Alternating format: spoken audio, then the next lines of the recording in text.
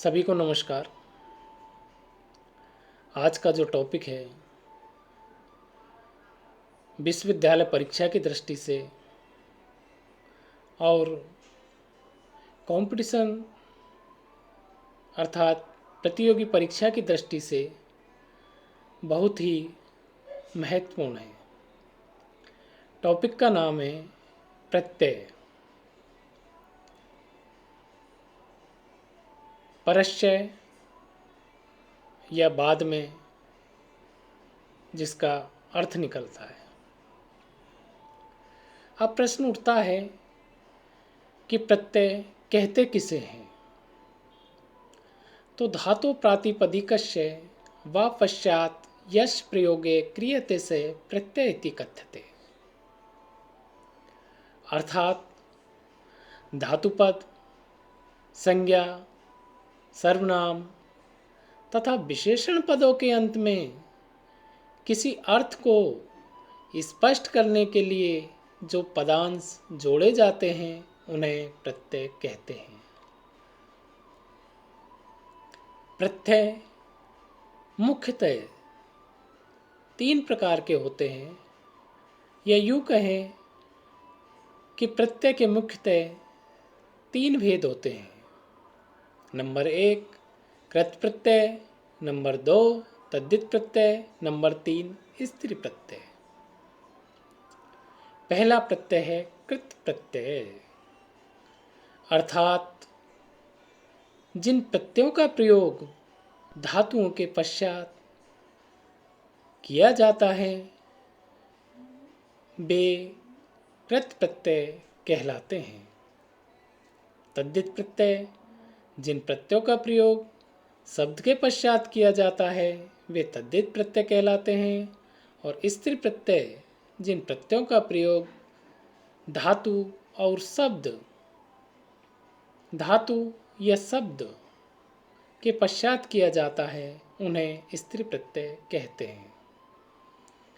सीधे रूप में कहें तो धातुओं के पश्चात प्रयोग किए जाने वाले जो प्रत्यय हैं वो कृत प्रत्यय कहलाते हैं, और शब्दों के पश्चात जिनका प्रयोग किया जाता है वे तद्धित प्रत्यय कहलाते हैं, और धातु या शब्दों के पश्चात जिनका प्रयोग किया जाता है वो स्त्री प्रत्यय कहलाते हैं। अब जो कृत प्रत्यय में है, जो कृत प्रत्यय के बारे में हम परिचर्चा कर रहे हैं, तो इसका जो पहला प्रत्यय है तव्यत प्रत्यय। इसका जो कृत प्रत्यय का तव्यत प्रत्यय के बारे में हम परिचर्चा करेंगे। तव्यत प्रत्यय का प्रयोग चाहिए अथवा योग्य अर्थ में होता है। इसका तव्य शेष रहता है। तव्यत के जो तय है उसके हलंतम से तय की संज्ञा हो जाती है और तस्य लोपे से लोप हो जाता है, और इस प्रकार जो तव्यत का तव्य शेष रहता है यह भाववाच्य अथवा कर्मवाच्य में होता है। अब देखिए, जब प्रश्न उठता है तो पूछ लिया जाता है कि तव्यत प्रत्यय का प्रयोग किस अर्थ में होता है। तो यदि हमें पता है तो हम उसका सही उत्तर बताएंगे, चाहिए अथवा योग्य अर्थ में होता है। इसकी पहचान के लिए जो दिए हैं कि हम इसकी पहचान कैसे करेंगे, तो आप देखिए जिस धातु के अंत में तव्य, तव्या, तव्यम, टव्य, टव्या, टव्यम यदि आते हैं तो हम पता कर लेंगे इनके माध्यम से कि इसमें तव्यत प्रत्यय है। उदाहरण देखिए,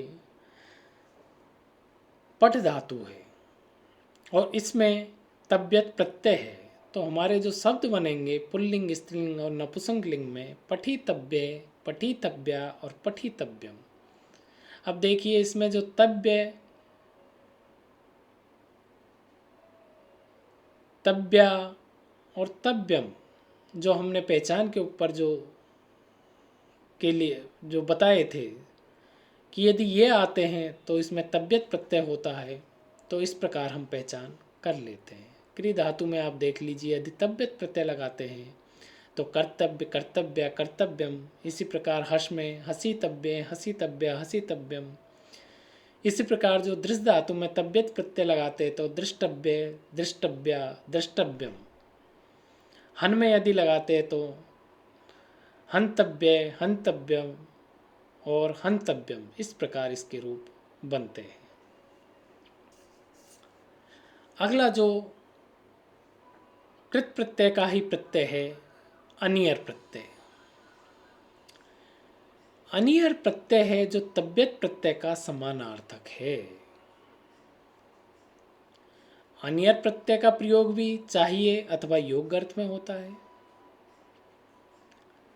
अनियर का अनिय शेष रहता है, क्योंकि रे की हलंतम से इत्संज्ञा हो जाती है और तश्लोप से लोप हो जाता है और शेष अनिय बचता है, और यह भी भाववाच अथवा कर्मवाच में होता है।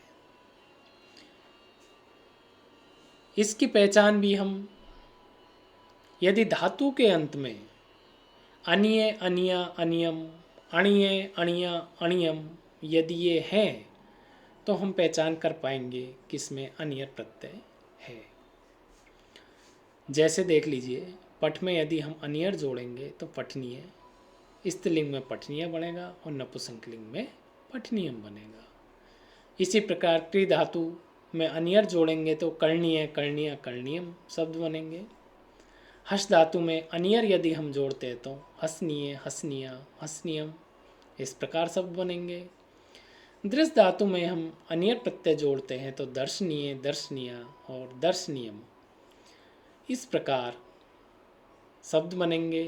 प्रेक्ष में यदि हम अनियर जोड़ते हैं तो प्रेक्षणीय, प्रेक्षणीय और प्रेक्षणीयम, इस प्रकार शब्द बनते हैं। शेष जो प्रत्यय है उनका हम अगली कक्षा में अध्ययन करेंगे। धन्यवाद।